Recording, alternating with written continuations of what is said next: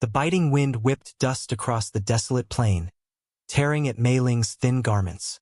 The scent of dry earth and something wild filled the air, utterly alien to the humid green of her homeland. Days blurred into a single, terrifying stretch of uncertainty. She clutched her youngest Wei tighter against her side, the boy's small body trembling not just from the cold, but from a deeper, bone-deep fear that mirrored her own. Beside her, 8-year-old Anya held the hands of the twins, Bao and Lin, their eyes wide and dark in their pale faces, scanning the endless, indifferent landscape. They had been sold. Not for sin, not for debt in the way she understood, but like livestock. $10. A figure that echoed in the hollow chambers of her mind, stripping away identity, reducing her and her children to a commodity in this strange, unforgiving land. The man who had paid the sum walked ahead, his back straight, broad shoulders hunched slightly against the wind. Elias, that was the name they had called him. He was tall, his face weathered like old wood, eyes the color of the gray sky above, that rarely met hers directly. His silence was profound, broken only by terse commands or simple, necessary questions about their needs: water, rest. He offered no comfort, no explanation, only a stark, unsettling presence. Despair was a heavy cloak, threatening to suffocate her. She had brought her children across the vast ocean, chasing a promised future that had dissolved into this nightmare. Shame burned hot and sharp. What kind of mother allowed this? But beneath the shame, an ember of defiance glowed. She had brought them here to live, not to perish from hunger or despair. She would endure this too. She would find a way. For them. They had been traveling for what felt like an eternity since leaving the dusty, cacophonous town where the transaction had taken place. The wooden wagon, pulled by 2 weary horses, groaned and rattled over the uneven ground. At night, Elias built a fire, small and flickering, offering scant warmth against the prairie chill. He gave them blankets, rough wool, but blessedly warm. He shared his meager food hardtack, dried meat, without ceremony, ensuring the children ate first. He slept a short distance away, vigilant, a sentinel against the unknown dangers of the night. His protectiveness was not born of tenderness, she sensed, but a matter of responsibility, perhaps even pride in his purchase. Yet it was protection nonetheless, and in this terrifying vulnerability, she clung to it like a lifeline. The sun beat down relentlessly during the day, bleaching the landscape to shades of brown and gold. Mei Ling watched Elias as he drove, noting the set of his jaw, the way he scanned the horizon. He was a part of this land, rugged and unyielding. She wondered about the life they were headed towards, the family he had mentioned only once, briefly. The word felt foreign, cold, when he said it. Her own family was gone, scattered or lost to the cruelties of the world. What awaited them at the end of this journey? More judgment? More hardship? Her grip tightened on Wei, her gaze fixed on the broad back of the man who now held their fate in his hands. A stranger who had bought them for $10 and was taking them somewhere. The small cluster of buildings that Elias called home appeared on the horizon like a mirage. A plain wooden house, a barn, a few outbuildings, dwarfed by the immensity of the sky. As they drew closer, figures emerged from the house. Mei Ling's heart leaped into her throat. A woman, gaunt and severe-looking, stood on the porch, flanked by 2 younger women and an older man. They watched the approaching wagon with expressions ranging from suspicion to outright hostility. Elias stopped the wagon some distance away and dismounted, his face unreadable. He walked towards them alone, and a hushed, tense conversation ensued. Mei Ling could not understand the words, but the rigid postures, the sharp gestures, spoke a universal language of disapproval and shock. She gathered her children closer, shielding them instinctively. The woman on the porch, whom Elias eventually introduced tersely as Mother, descended the steps, her eyes, cold and sharp as blue glass, raking over Mei Ling and the children. There was no welcome in her gaze, only judgment. Mei Ling felt stripped bare, exposed not just by her foreignness, her poverty, but by the transaction itself, the implication of her state. The younger women giggled nervously behind their hands, stealing glances filled with morbid curiosity. The older man, father, stood silently, arms crossed, his expression stern and unwelcoming. Elias returned to the wagon, his jaw tight. "They'll stay in the small cabin out back." His mother's voice carried across the yard, sharp and clear despite the distance. "We'll not have them under this roof." Mei Ling understood enough of the tone, the gesture, the coldness to grasp the meaning. They were not welcome in the house. They were to be kept separate. An outsider within the outsider's home. The cabin was small and drafty, smelling of dust and disuse. It offered shelter, a roof overhead, but little else. Elias brought them a sack of flour, some salt pork, a few dried beans. He left wood for the small stove. He did these things with the same quiet efficiency, avoiding her gaze. There was no warmth in his provision, only the stark necessity of keeping his property alive. Life settled into a harsh rhythm. The days were long and solitary. Mei Ling cared for her children, trying to create some semblance of normalcy in their confined space. She rationed the food, taught the children to conserve water, to be quiet, to be unseen. The main house remained a symbol of the world that had rejected them. Elias's family treated them with disdain, sometimes throwing scraps of food near the cabin door as if feeding stray animals, sometimes speaking loudly in their presence, words Mei Ling didn't understand but whose cruel intent was clear from their laughter or the venom in their tone. Elias's mother was the worst, her presence radiating disapproval whenever she passed the cabin.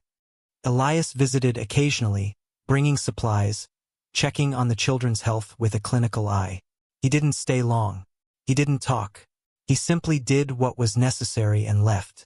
Mei Ling watched him, observing his movements, the way he worked the land, his quiet competence. He was a hard man, shaped by this hard place, perhaps hardened further by his own family.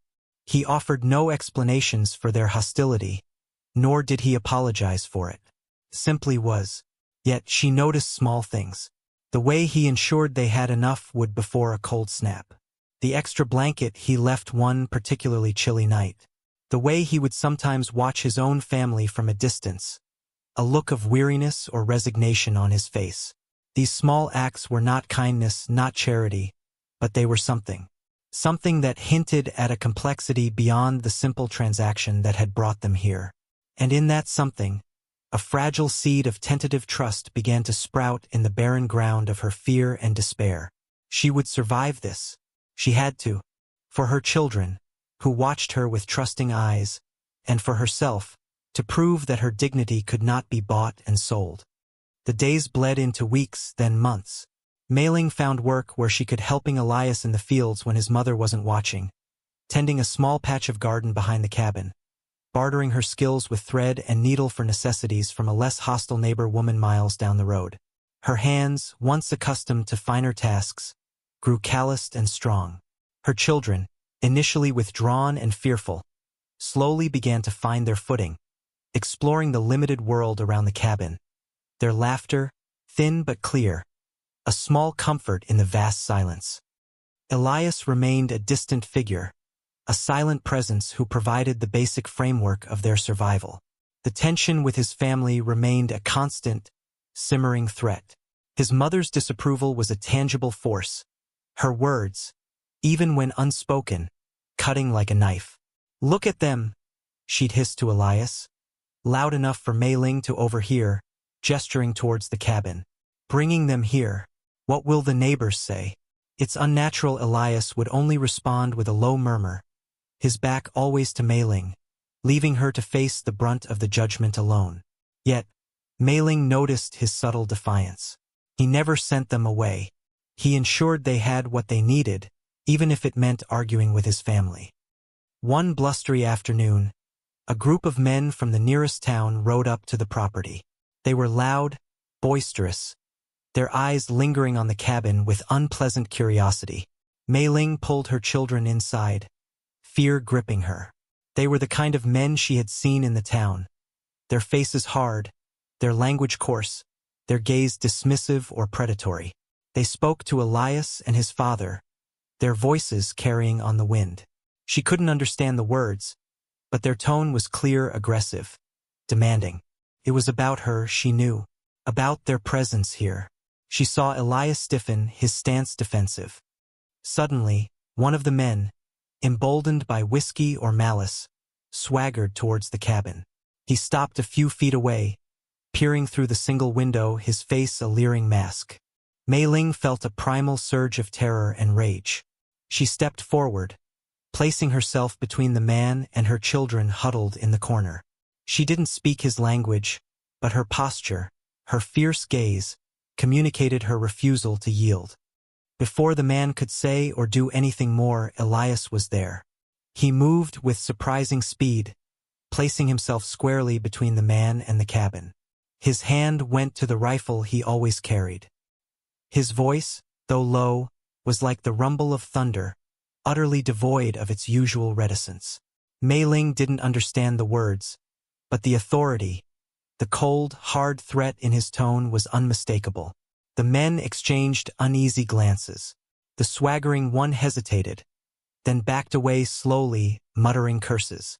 Elias stood there, a silent, formidable barrier, until the men finally mounted their horses and rode away, grumbling. When they were gone, Mei Ling looked at Elias. For the first time, their eyes met fully. There was no coldness, no distance in his gaze now. Only a weary resolve, and something else she couldn't name. Acknowledgement? Respect? In that moment, the transaction, the $10, faded into irrelevance. He had not defended his property. He had defended them. The silence between them was different this time, not empty, but filled with a shared understanding, a recognition of a fragile, nascent bond forged in the face of external hostility. Mei Ling dipped her head slightly, a gesture of gratitude that transcended language. Elias gave a curt nod, his face softening almost imperceptibly before he turned away, the moment passing. But something had shifted. The confrontation with the men from town served as a turning point. It exposed the precariousness of their position, but also solidified Elias's stance. He had publicly, unmistakably, claimed them under his protection. His family's disapproval remained, but it seemed to lose some of its power, overshadowed by the greater external threat they had faced. Elias began to spend more time near the cabin, not speaking much, but his presence was a comfort. He showed Mei Ling how to mend fences, how to handle a shovel properly. She, in turn, showed him how to stretch their meager flour supply, how to make a nourishing soup from scraps. Their interactions remained sparse, functional, but the unspoken understanding grew. One evening, a fierce storm rolled in, the wind howling like a banshee, rattling the walls of the small cabin. Lightning split the sky, followed by deafening thunder. The children were terrified, clinging to Mei Ling. Suddenly, the cabin door creaked open, and Elias stood there, silhouetted against the stormy sky. "Come to the house," he said, his voice rough but steady. "It's safer." Mei Ling hesitated. The house represented the cold heart of the family who rejected them. But her children were crying, trembling with fear. She looked at Elias. His expression was unyielding. This wasn't a request. It was a quiet command born of necessity. She nodded, gathered her children, and they followed him across the yard through the driving rain. Entering the house was difficult. His mother's face was a mask of displeasure. His sisters averted their eyes. But Elias led them straight to the hearth, gesturing for them to sit near the fire. He ignored his family's palpable tension, tending to the fire, ensuring they were warm. Mei Ling wrapped the children in blankets, her body shielding them from the hostile gazes. As the storm raged outside, a different kind of storm brewed within the house. Yet, by the firelight, the children's faces lost their fear, replaced by hesitant curiosity as they watched the flickering flames. Hours later, after the storm had passed, Elias quietly led them back to the cabin. No words of welcome were spoken by his family, no goodbyes.